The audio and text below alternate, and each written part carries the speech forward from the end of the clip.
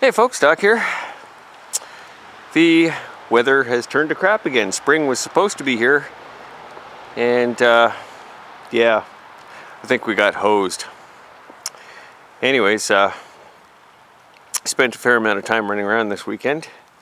Went up to Baldwin, and then I went down to Erin, and then today I went out to Sunderland, back and forth, and did a bunch of horse trading, and had a pretty good time doing it, especially today. Today I went out to the Maple Syrup Festival in Sunderland to watch some practice pulls, some tractor pulling. Met up with some good guys out in Sunderland today.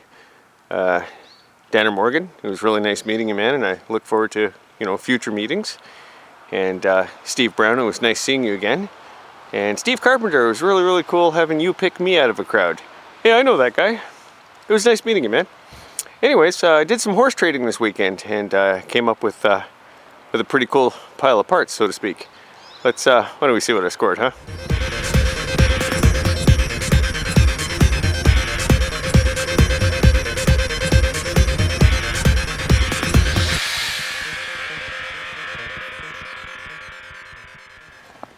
All right, well, this is it in a nutshell. Okay, start at one end and work our way to the other. Got this cool little Mini in Eaton Viking Holiday. I've been trying to keep my eyes out for a Mini for a while, and this has been reduced to pretty much a bare chassis. It does have the transmission in it. I'll get to that in a second here. And just thanks go out to Steve Brown for bringing this to me. I actually traded off Mule's rear fender and cargo box and running boards for this, because I've decided I'm not using any of those parts. And Steve said he was interested in them.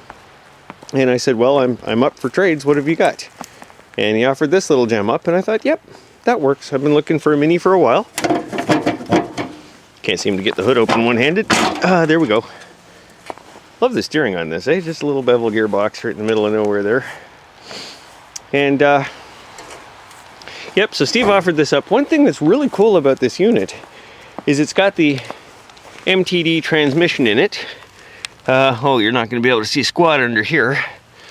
Anyways, this thing actually isn't just an FNR transmission. It's a 2-speed. Why don't we just flip this up? I can do that one-handed. Get underneath there somehow. You can just see the gearbox there. I had a gearbox like this in the past, and you've seen them before as a single-speed. I've never seen them as a 2-speed. I thought that was pretty cool. And it's got like your Peerless 100 style differential axle. Got another one there. That's the spare, because the one that's in here is actually cracked. But that's okay. I can work with that. And nope, not sure what I'm doing with it yet, but I've been hoping to find a Mini for a while. And there it is. Pretty neat, huh? Article number 2 is this part of a Craftsman. This was one of the 18 horsepower ones with the Roper 633 transaxle in it. The transaxle has been removed, and looking through its eyeball there, you can see it has no engine either. I acquired this in a trade with the next one I'm going to show you, and basically it's just a chassis and body. And the reason for that is this. One of the things I did yesterday is I hooked up with Jake Newman, and it was a trade with him that netted me this Roper and that Craftsman chassis. I always hated the Roper hood and grill and, the front hood skirts there. I think I don't like the look. Anyways, Jake was kind enough to throw in this Craftsman chassis, so I think I'm going to put the Craftsman front bodywork on this Roper, which is mostly intact except for the engine. And if I combine Craftsman and Roper, I think I get a crapper. Anyways, not sure what I'm going to do with this yet, but, I acquired it for the Roper 633 transaxle. That's the 3-speed with high and low. The transaxle is intact and functioning.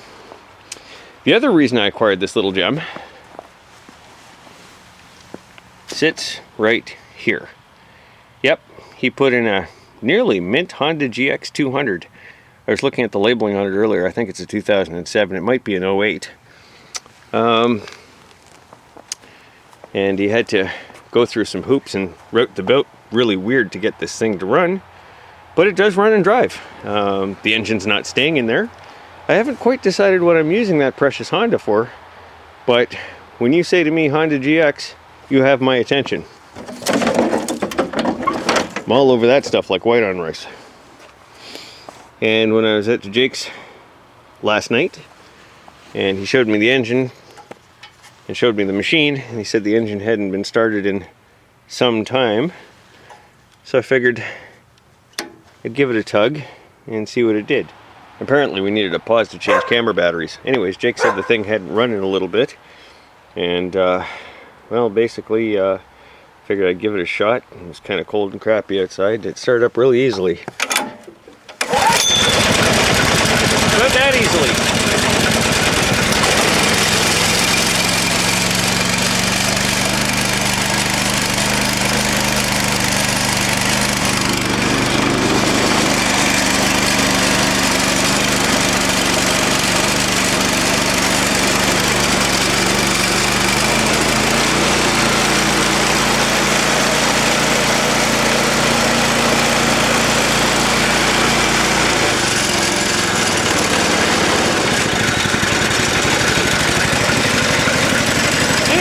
Yep, you gotta like it.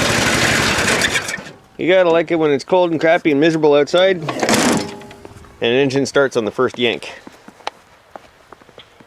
Yep, she's a keeper. Oh, yeah, I also got these tires, and rims as a matter of fact. They're Carlisle AT 489s in really, really good condition, like brand new, never been used, at 24 by 11 on a 10-inch rim.